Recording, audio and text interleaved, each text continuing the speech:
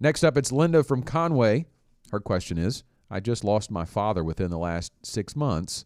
He wasn't an extremely wealthy man, but he did find a way to save over $300,000 in a savings account that I now have inherited. I need to understand how to fold that money into my overall plan for my financial future. Can you give me some ideas?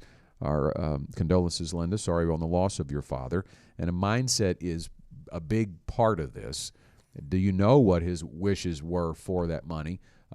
So you definitely want to proceed by honoring your father's legacy. Yeah, your father's legacy, he's left that in terms of dollars, and obviously there's a lot more to your father's legacy than just the money. But you have to kind of think about, okay, what would Dad have me do? And I would almost guarantee you that Dad wouldn't have you go on a spending spree. That doesn't sound like what Linda would have the intention of doing, and she's obviously reached out to us and said, hey, how do I fold this into my financial future? And so Linda is making the right step there, but you don't want to sit on the money. A lot of people think, oh, that's Dad's money and I can't do anything with it. No, Dad left that to you to be utilized by you for your financial future. So let's kind of dive into that. Don't think about this as the piggy bank is open, but let's think about it how you actually ensure that you will have a great financial future. I would say to number one, think long and hard about turning that liquid asset into an illiquid asset. Oftentimes when people get an inheritance, Scott, they think, oh, I'm going to go pay off my house. I'm going to go pay off all my debt or whatever. That might be the right thing to do, but it might not be the right thing to do depending on where you are with your long-term retirement program. Sitting down with a financial advisor and working through the intricacies of that will basically illuminate what the right decision would be there versus paying off debt or versus the going into utilizing that for your retirement.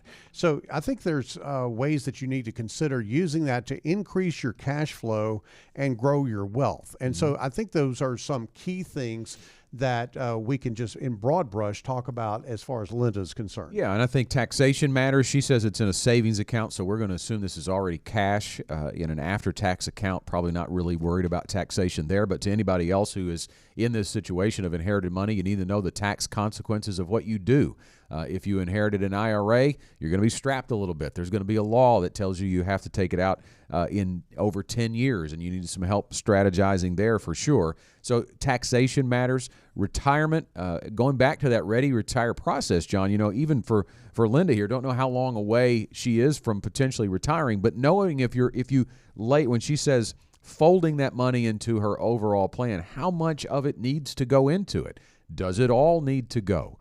Do you need to be able to use it all for your future financial independence, or are you on track with maybe half of it? And in that case, maybe half can go to debt or increasing your emergency fund, or even a portion of it to spend and buy something for you. But I think you need to you can't make those decisions in a vacuum.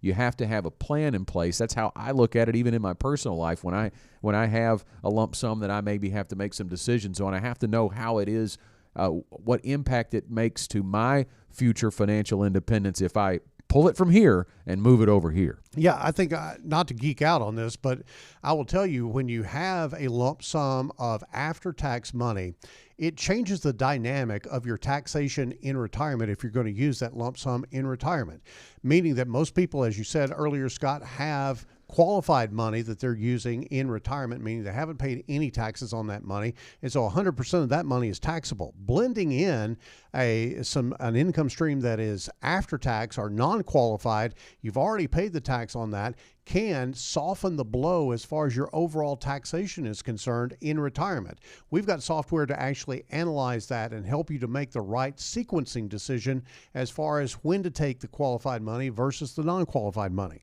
And so those are all things that I think are very much in consideration. One other thing I'll mention in this is that Linda ought to consider, where she is as far as retirement is concerned, and if this money might help her bridge to an early retirement so that she has this non-qualified money that she might use to retire early and basically give her the cover, so to speak, to get to her qualified money at 55 or 59 and a half. A lot of decisions there for Linda.